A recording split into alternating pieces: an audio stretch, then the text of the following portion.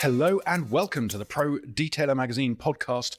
We are still in Germany. We're in a lovely part of Germany, although briefly we ended up in France by accident earlier today. Yeah, in Strasbourg, and some strange fairground place that had Tesla chargers for some reason. Yes, a fairground with a supermarket. Very bizarre. But enough about that, more about where we are. We are at the HQ of Menzerna, and we are being joined here by none other than chemistry guru, lab technician, boss of all things white-coated, Mr. Kai Seidel. Say hello, Kai. It's not going to bite you. Hi, my name is Kai. I work as head of the laboratory. Yeah. And how long have you been working here for? I'm work for Menzerna since 2007, so it's now over 15 years. A really long time. I was about to say, you only look about 25, so did you start young? Yeah, I did start really young with 16. Wow. 16 like chemistry set. That wouldn't work as well where I'm from. That was a drug reference. Don't worry about it. So when you started working for Menzerna, why did you start working for Menzerna? What drew you to it as a 16-year-old? Surely it should be football, rock and roll, girls. I mean, but Menzerna? Yeah, I just looking for a job, and then I will look around which possibilities are there, and then I found the job as a chemical lab assistant. So it's 3.5 years for training. Mm-hmm. So that was the reason why I started. You know, with 16, you don't what to do in life. Yes. Just want to earn money and do something. Yeah, I mean that's worked for lots of people, getting into chemicals at that sort of age. Did you at school? Were you into chemistry at all, or what was kind of your thing? Yeah, that's the thing. I was really interested in chemistry, and the important thing for me is chemistry is in everything. So with this training, I could do a lot of other jobs. I have a lot of possibilities. Mm-hmm. But you stuck with Menzerna for a long time. So it turns out that when it comes to chemistry, your real thing is making abrasives. Yeah. That's what gets you up in the morning, as they say. Yeah, definitely. Funny because people say I have an abrasive personality, so probably want to study me a little. Put him under the microscope. And we have been wandering around this amazing HQ, and there are little bits and bobs that we've seen. Particularly your lab is very smart indeed. And you're in charge of how many people work in your lab? In the lab we are 6, but with the department with the colleagues from the safety department we are 9 now. 9. So 9 white coats. Yeah. Yeah, that's kind of cool. And you showed us lots of cool pieces of equipment, which we'll probably go on to talk about. But in the meantime, one thing that's interested me is developments of compounds over time, because in the olden days, by which I mean the 1990s, it's what old people like me remember in kind of black and white, compounds were much simpler than they are now. And then with the development of various things from a hardware point of view, like the long throw dual action, for example, and with compounds, has now made paint correction and detailing easier than ever. And on that basis, could you tell us a little bit about the developments in compounds during your time in the last, 15 years? What has changed? What's kind of the new cool stuff? Obviously, I appreciate there's some very secret stuff you can't tell us, but if it is secret, all you do is whisper it very quietly, and then it'll be fine. Yeah, we see a lot of change for the clear coat, so we have to adjust our formulations. We have to use new type of abrasive compound, so we have to use new type of solvents, something like that. We have to adjust the formulations to work for the new polishing machines like the DA. Mm-hmm. So we have to do a lot of changes just for the raw materials to mix together new raw materials, something like that. So I remember it must have been 3 or 4 years ago now, it was before COVID, so I think, when you brought out water-based stuff, because as you said, all the stuff with the solvents before, those solvents are no longer ideal to use. And so people are moving towards to water-based compounds and stuff. That was a big shift for you? Yeah, but normally all of the polish are water-based, but you put solvents inside. You have to work on the solvents. You have to use other type of solvents which are less hazardous. So that are the big changes we do right now. So they still have solvents. It's just that they're not as dangerous. So I imagine lower VOC and that sort of thing. Yeah. No, that's all interesting. And today in the lab, you showed us the different powders, the aluminium oxide powders.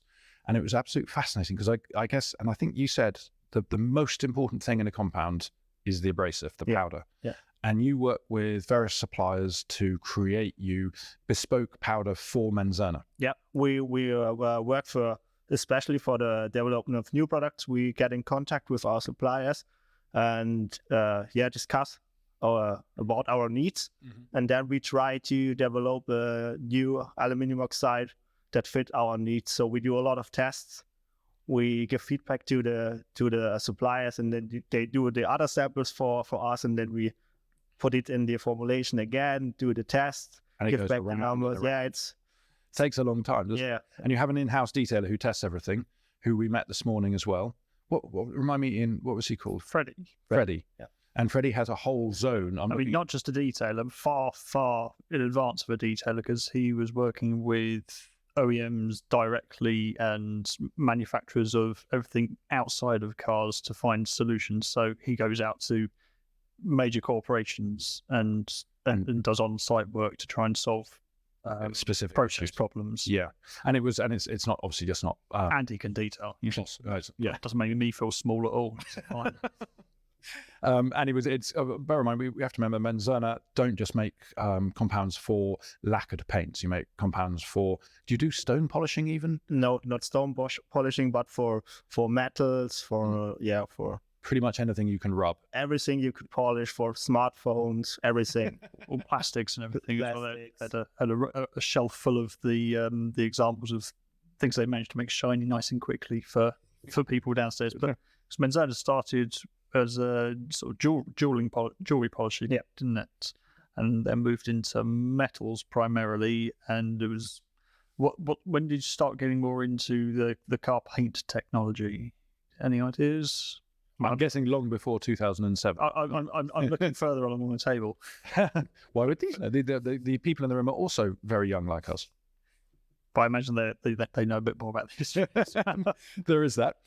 So in terms of, Menzerna's got a very long history. Do you know much about that history, or are you much more interested in like the present and the future?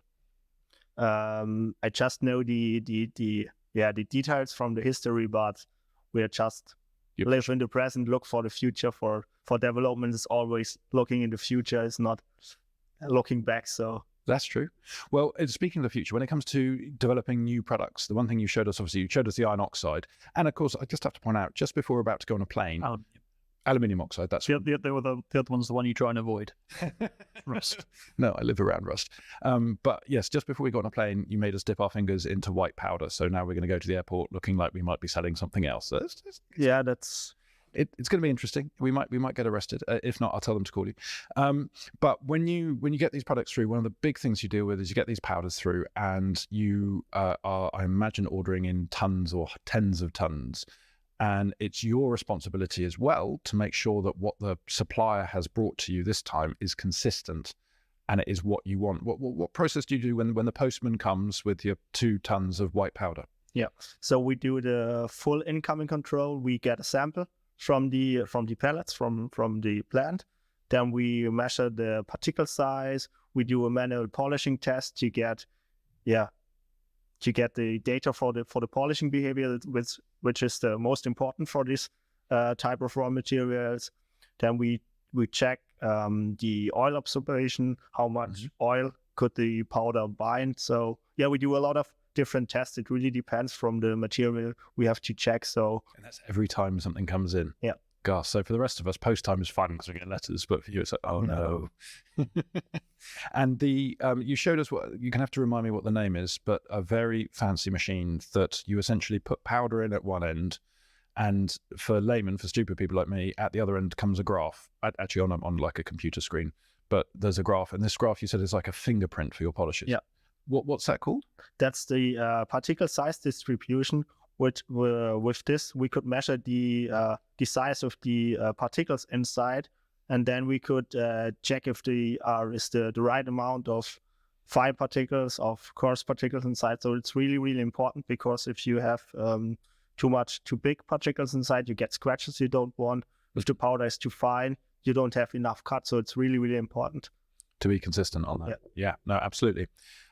So, I mean, looking then at the Menzerna line, Menzerna, certainly in the UK at least, has been a permanent presence for any detailer. I can guarantee you can go into any detailer who's been around the block, and in his cupboard, he will probably have lots of things you don't want to see, but he'll also have some Menzerna in there.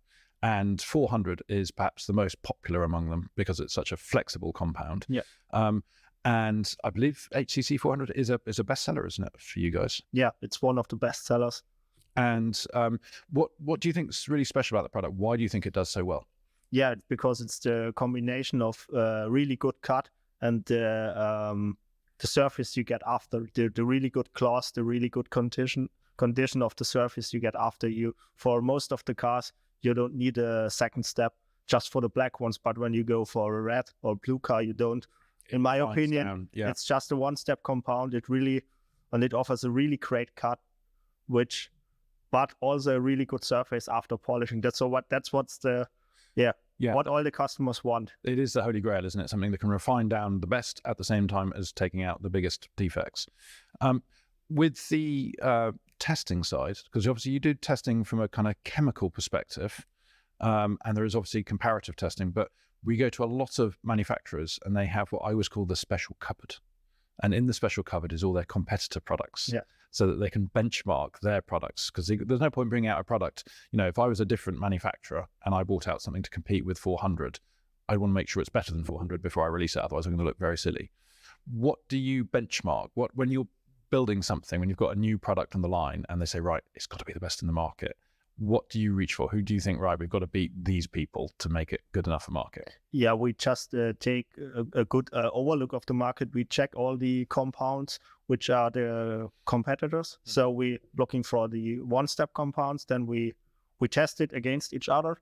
And then we see which one is the best and what we could do better than the best one. So, and I guess, a lot of manufacturers, they'll all say that they want to bring out a product that's got to be better than everyone else. But how long does it take to develop? I don't know, were you around when 400 was developed, or was that before your time? No, I was around. So you were that. Yeah. How long did it take from an idea to a bottle on a shelf? It really depends. So sometimes there are products which go really fast. This would be around half or a year, but sometimes we need more than 2 years because it really depends from the suppliers also, and from all the other departments in the company. We have to check all these safety regulations. So it's a really, really big undertaking, big project, I suppose, because if you're going back to them and say, right, to your suppliers, we need this change, they could take a month doing that. Yeah, or longer. And then once you've got it and you're ready for, say, beta testing, sending it out to people, say, what do you think? And then it's got to come back again, get all the SDS documentation written up for it, then you've got to talk to the marketing department. They've got to design you a label. That can take a year or so, I would imagine, because they've got to have, all their meetings with teas and coffees and square room glasses and throw ideas around and spitball and stuff like that.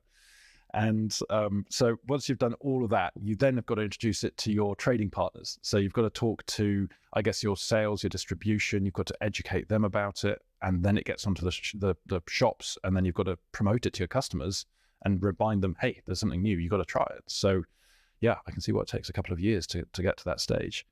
How do you describe the Menzerna line to be structured? Because this is another topic, is in terms of names, because you have so many polishes, you have to use you use a lot of numbers, for example, for your polishes. So if you've only got 1 or 2, you could call your polish, fine cut and coarse cut. Yeah. But because you've got so many, you need to have a real structure. How do you kind of design that system? Yeah, this is really hard for us from the lab because we have internal numbers for the formulations. So, we have a completely other naming system. But yeah, to describe the system, we have the standard products, the standard range, which works in most of the cases. But if you're needing something with a more special application, you could change it to a special product. We normally have 2 or 3 products in the same segment, which you can change. You can swap them around. Yeah, you can swap them around. Some people want a much more oily product, or want a product with that works with lamb's wool or something like that. You could change it for what application you need. So it really depends. But when the standard products are mostly used for the most applications. But if there is a special need, we find you find a solution for it. And actually, this is something we weren't able to get photos of this because it was top secret, and I got some very dirty looks and not allowed to take photos of this at all. But imagine a whiteboard that is as long as 2 rooms stuck together. It's about 6 meters. Yeah, how big are the rooms? Yeah, rooms for a standard measurement. That is, say, tall as a 6-foot tree. It's about 10 meters long, all right, and it's long. And it's kind of an ideas and development progress board, and it stretches the length of your lab. That's how long it is. And we did have photos of that. So at the beginning, you have all these ideas, and staff are encouraged. And I imagine it's mostly kind of guys like you with the big brains who thought, oh, let's try and have a go at this for the project. And then the kind of management, the steering committee, they say, oh, we like the idea of this, let's put this forward. And then, maybe the marketing department come in and they say, oh, yeah, we can sell this, this works. And then it kind of goes along progression. And there's about 5 or 6 different stages it's got to get through. That's really cool, is it not? Yeah, that's how we have to work, because there are always a lot of ideas. We get ideas from customers. We do the ideas by ourselves. So we cannot work on all projects. We have to decide which project we work. So the colleagues have to bring the correct numbers. They have to tell how much tons they want to sell of this compound, something like that.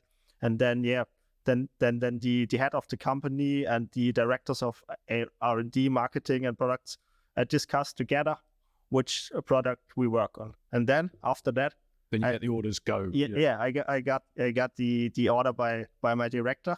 And then we would start with brainstorming what raw materials we could use, what are the competitor products, something like that. We just want to get an impression for the project.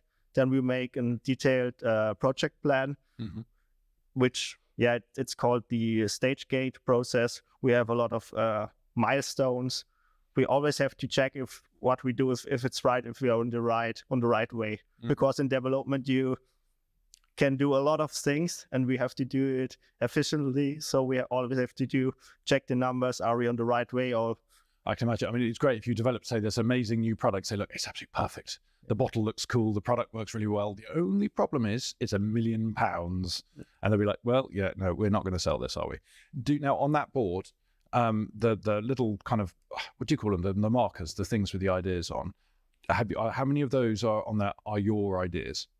Not so much. Not so much. Are there any when you read that board in the morning and you see that somebody has come up with an idea and you're thinking, I don't have a clue how that's going to work, and you're hoping it doesn't? You're hoping no, push that down the board again, just knock it onto the floor. Yeah, whoops, that's gone. Like a cat. Or there are some that you say, hey, that's going to be really fun to develop. I want to have a go at that, and you just kind of just move it up the board. Nobody's looking. You just go, oh, like that. Yeah, there we go. Do you ever get that, or are you well-behaved, good employee? Both. No, that's exactly the point. There are some projects that are more fun than the others, but yeah, it's always fun because we are really free in how to get to this goal. So we are really flexible. We could make it with our own ideas. We just have to make sure that we reach the goal. So, but the way to the goal depends from the employee. And because you were saying on that long whiteboard of plans, I remember the only one I remember is analysis, and then what was the other one you called? Something gating.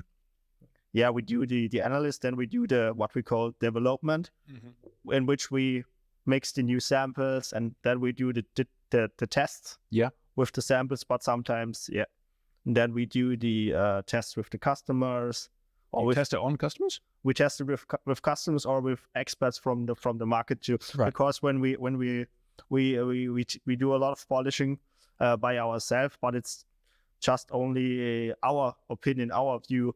Yeah, you need somebody who's going to give you the truth, don't you? You can't say, oh, this is brilliant, this is brilliant. Yeah.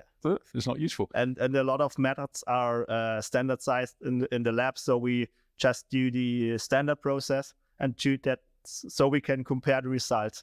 Yeah. But we don't change the machine. We do it all with one type of pad, with one machine, and just that we could compare it. We cannot cover all the other. Yeah, you can't cover. Maybe you're polishing in the rain upside down using a goat's wool pad on a crane. You can't simulate that. Yeah, you could. You could. It's very pointless. Yeah, you need somebody idiotic to do that with a mains power drill in the rain.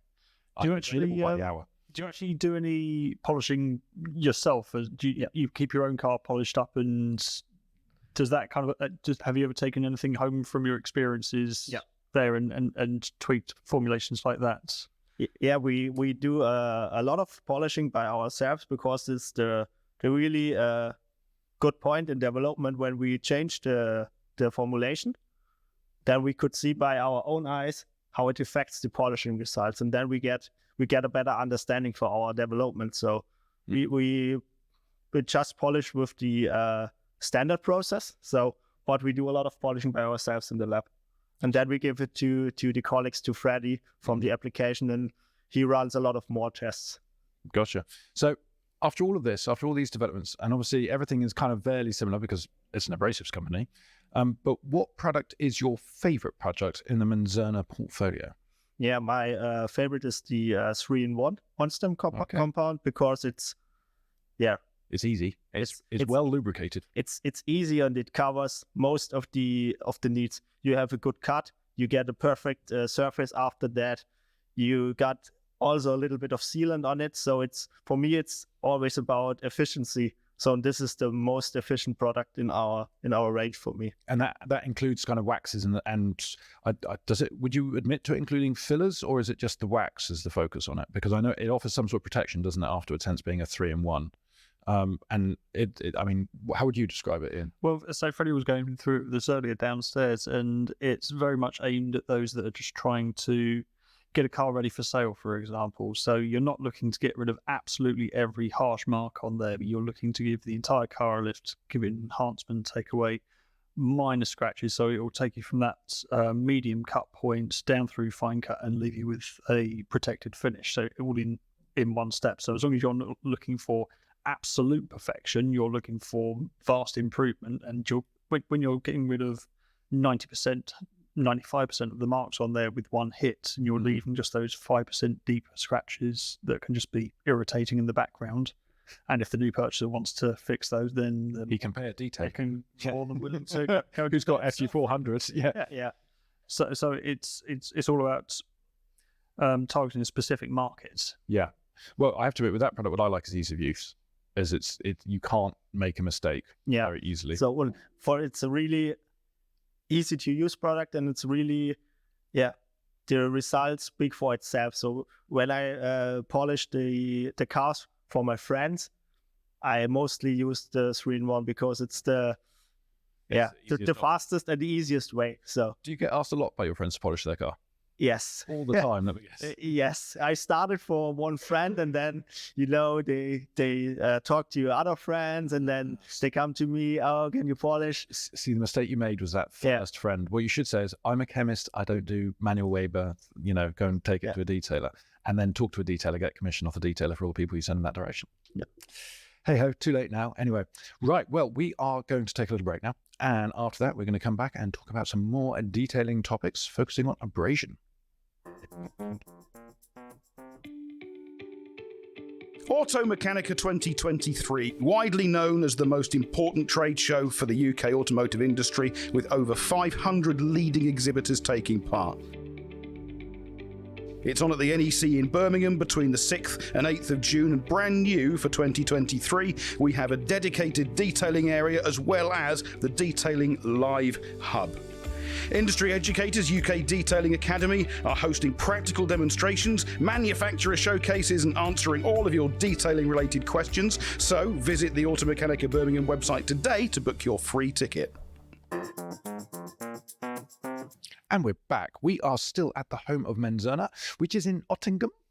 How do you pronounce it? Utticum. Oh, I love that. Not like that either. Oh, no, but I'm going to use that forever. That sounds so cool. And it's the Menzerna HQ. We've been walking around. If you look in issue 17 of the Pro Detail magazine, when it comes out in July, you will be able to see behind the scenes at Menzerna. We've been wandering around all the different elements of it. And it's a really cool part of the world. We're very close to France. And we're surrounded by some reason for factories which use Unimogs. So if you are a Unimog fan, it is well worth coming just for the Unimogs. So it is flocking out the front door, won't they? I like a good Unimog. Anyhow, we are joined here by Kai Seidel, who is the basically king chemist. Do you have king chemist? Top chemist? Head chemist? Emperor. emperor chemist. His test tubes are bigger than everybody else's. So we want to talk about aluminium oxide, aka the abrasives that you get in compounds. Could you tell us how they're made? Yeah, they are made in a process called calcination.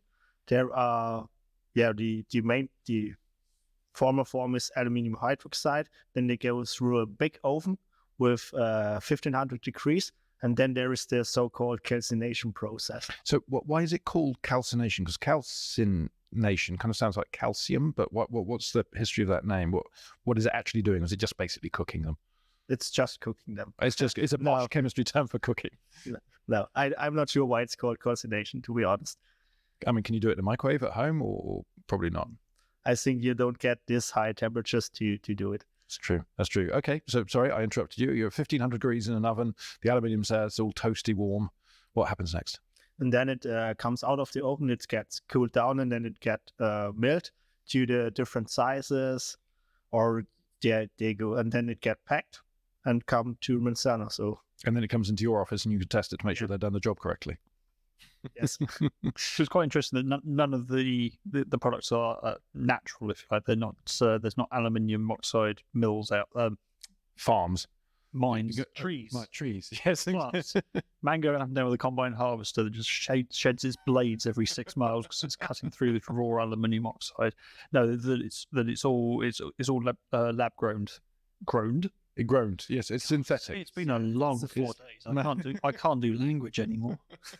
It's a synthetic product, and that's why it offers so much opportunities, because they could design the shape of the crystal, they could design the size of the agglomerates and everything like that.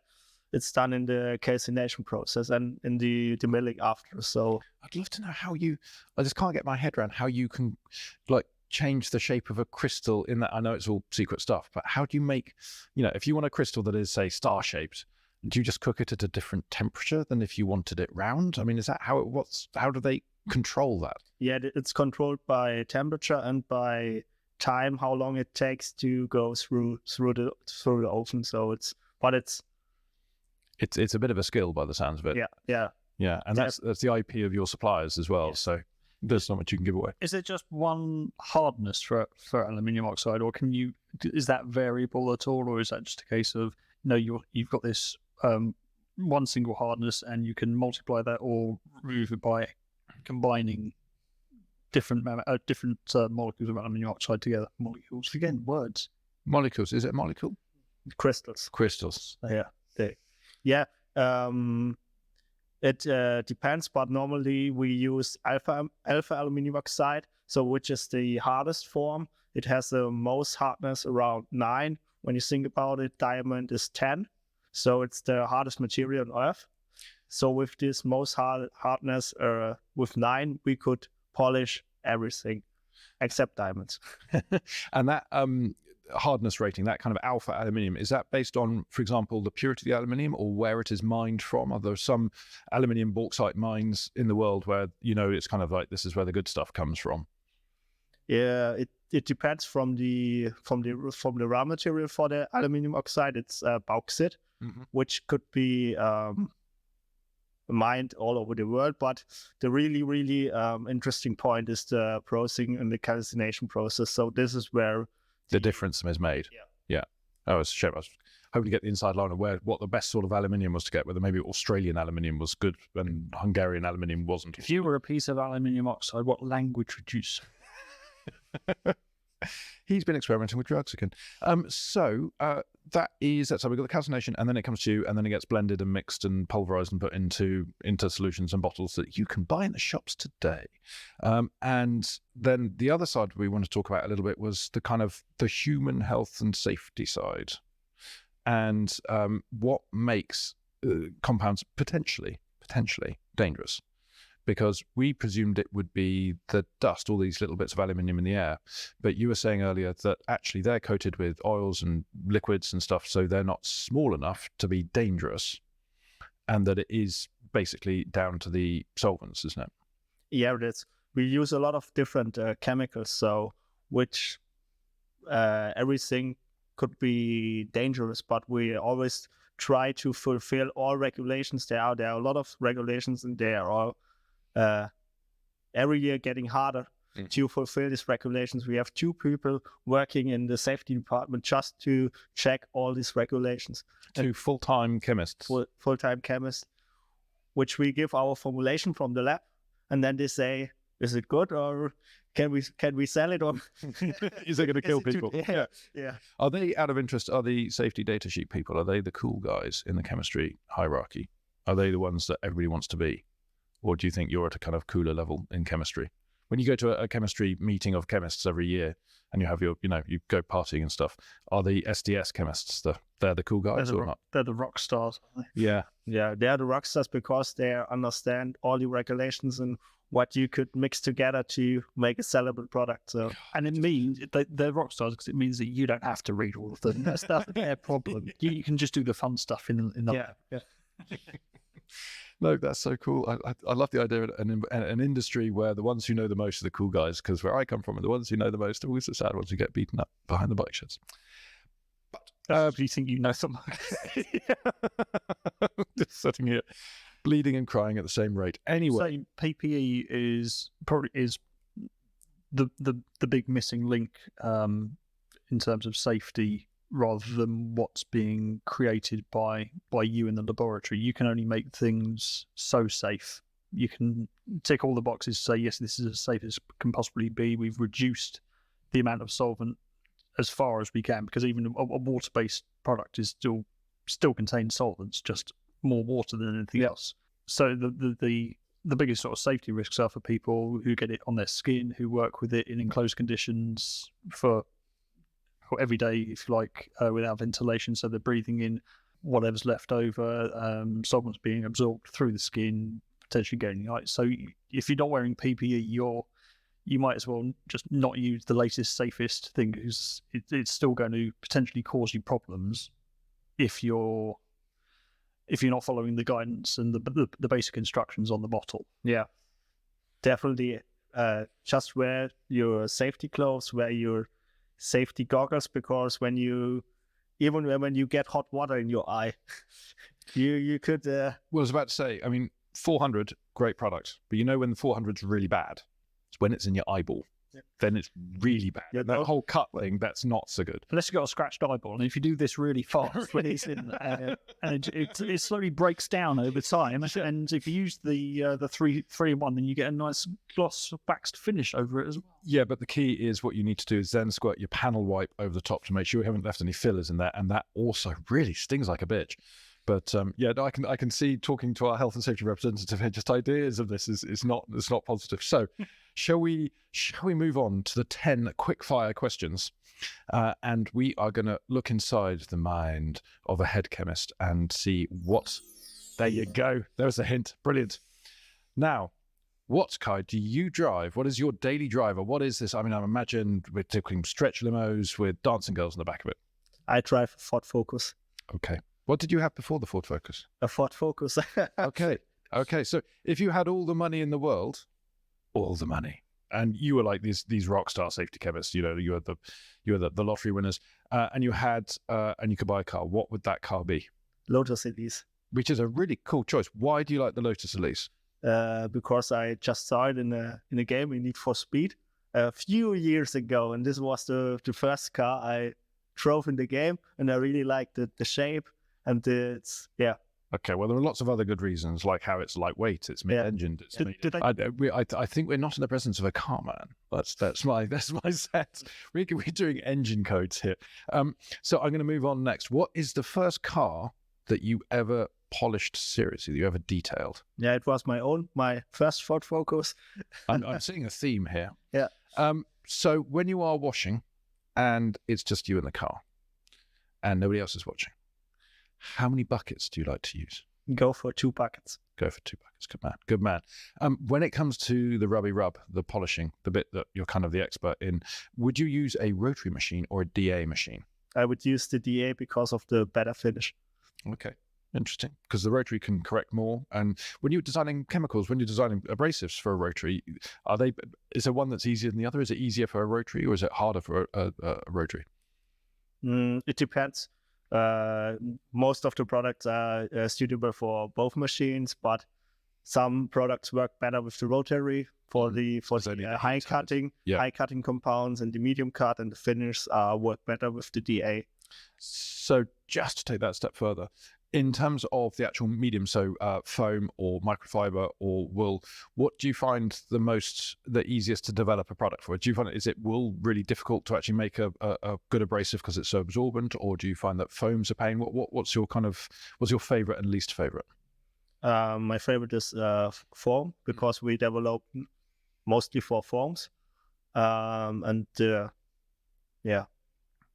But I don't like the lamb's wool, because it's always so dirty to polish with lamb's wool. You always have a lot of sprinkles and something like that. It is a dirty process. Yeah. Dirty process, but someone's got to do it, I suppose. Okay, you finished polishing your Ford Focus. No, let's go to Dreamland, your Lotus Elise. And you want to protect against the elements. Would you use a ceramic coating, or a wax? I would use the wax because of the better looking wet finish. The warmth. I'm with you on that. Okay, so we are asking, obviously we're in Germany, so this is the kind of the precursor to this, but if you had to have a Ferrari or had to have a Porsche, which would you have? I would have the Porsche. And a much more important question, you've got to think carefully before you answer it. Subaru or Mitsubishi? Mitsubishi. Flex or repairs? Don't worry, this is disappointed face. Flex or repairs? Flex. Okay. Interesting. So, your Sunday. It's your Sunday. You've done all your chores. You've done the family stuff. You've done church. You've done work. It's just you and your Ford Focus. Do you spend your time cleaning it and detailing it, or do you head for the hills and go out for a spirited drive? I go out for the spirited drive. Yeah. Because I do the detailing a lot in work, so... It's a fair point, that. If you're involved with abrasives all week, the last thing you want to do is start playing with the weekend. Yeah. Well, yes, but you can always put it down as overtime. Ooh, that's a point. Yes, it's all part of testing, and it's if you do it the weekend, it's time and a half. So. Yeah, testing and double rated. That's pretty good. We can't help but help people coming. We're very helpful people. We're very helpful people. However, let's help these people by leaving. Well, normally I use the cars of my friends for testing new compounds. So I don't want to risk it on my own, because And that's cool. Well, anyway, look, it has been awesome fun. And thank you very much for showing us your lab and all your machines. And as I say, it'll all be in issue 17 of the magazine, because you've got some very cool machines that do some very cool things. And I did sneak some photos of them. So as long as we get that through the photo police, we'll be able to publish them and explain what they do. And I've got lots of photos used. So if anybody's wondering what Kai looks like, what a superchemist looks like, well, we're gonna reveal him to you. But in the meantime, thank you very much, Kai. It's been an absolute pleasure having you on. Thank you. Thanks for having me. Had a great time too. Cool. Well, it's goodbye from me. It's goodbye from me. Goodbye from me.